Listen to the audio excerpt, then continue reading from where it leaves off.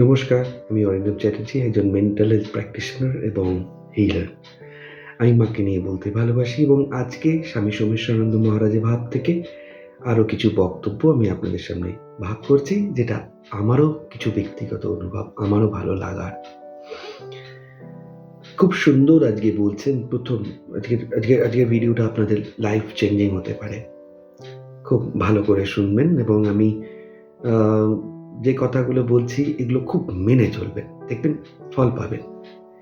প্রশ্নটা হচ্ছে যে খারাপ পরিস্থিতিতে, বিপদের সময়, সংকটে কিভাবে ঈশ্বরের সাথে সংযুক্ত থাকবেন। আমি এখানে বলছি মায়ের সাথে সংযুক্ত থাকবো, আমার এক্সপ্রেস করতে সুবিধা হয়।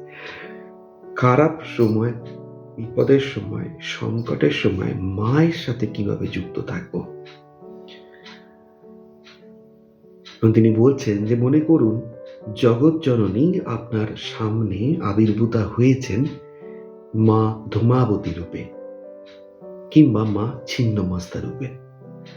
এও মায়েরই রূপ। মায়ের রূপ যত ভয়ঙ্করই হোক, সন্তান তার কাছে সন্তানই, তাই না? তো এই ভেবে, এই ভাবনাটার মধ্যে দিয়ে নিজের মনে সাহস আনুন। ওই ভীষণ রূপে মা আসছেন আপনাকে সাহসী করতে, আপনাকে শক্তিশালী করতে, আপনার ভেতরের সুপ্ত শক্তিকে বার করে আনতে। তিনি আপনাকে ধ্বংস হতে দেবেন না, কিন্তু প্রতিকূল পরিস্থিতির মধ্যে দিয়ে আপনাকে মা নিয়ে যাচ্ছেন কেন? আপনাকে মানসিক শক্তিশালী তৈরি করতে। সন্তানকে তো শক্তিশালী করতে হবে। জাগতিক মা বাবা আমরা যেমন চাই যে কঠিন পরিস্থিতির মধ্যে সন্তান শক্তিশালী হোক, টাফ টাইমের মধ্যে আমাদের সন্তানরা শক্তিশালী হতে শিখুক, কারণ এর থেকে আসবে আত্মবিশ্বাস। তাই জগৎজননী মাও সেটা চান যে এই কঠিন পরিস্থিতির মধ্যে দিয়ে আমরা আত্মবিশ্বাসী হয়ে আমরা নিজেদের তৈরি করি। এই কঠিন পরিস্থিতি, এই সংকট, এই বিপদ সব মায়ের রূপ। এবং শেষ কথাটা এত সুন্দর, ভালো করে মাথায় রাখবেন যে মায়ের হাত আপনার মাথার উপরে আছে। এই চিন্তা করে বিপদের মোকাবিলা করুন, প্রতিকূল পরিস্থিতির মুখোমুখি হন।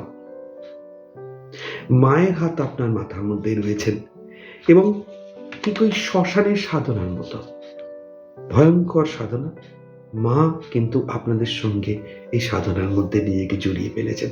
তিনি আছেন। তাই কঠিন পরিস্থিতির মধ্যে দিয়ে, কঠিন সিচুয়েশনের মধ্যে দিয়ে, যেটার মধ্যে আপনি আসছেন, যা আপনার মানসিক ভারসাম্যটাকে নষ্ট করে দিচ্ছে, এটা একটা চ্যালেঞ্জ। এই মধ্যেই ব্যালেন্সটাকে বজায় রেখে আপনি মায়ের নাম করতে থাকুন। যে কোনো নাম, মায়ের নামে জপ করতে শুরু করুন, ইষ্টকে বোঝার চেষ্টা করুন। এবং যখন এই ইষ্টকে ধরে মায়ের নাম করতে করতে একটা স্টেবল জায়গায় এসে যাবেন, একটা শক্ত পার্ট এসে যাবেন, এবার আপনি আপনার সামনের পরিস্থিতির সঙ্গে লড়তে পারবেন।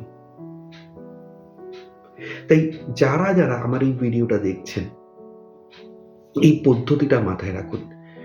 টাফ টাইম, সংকটের সময় যুদ্ধ চলছে, জানি নিজের সঙ্গেও তো যুদ্ধ চলছে নিজের সংকটের মুহূর্তে।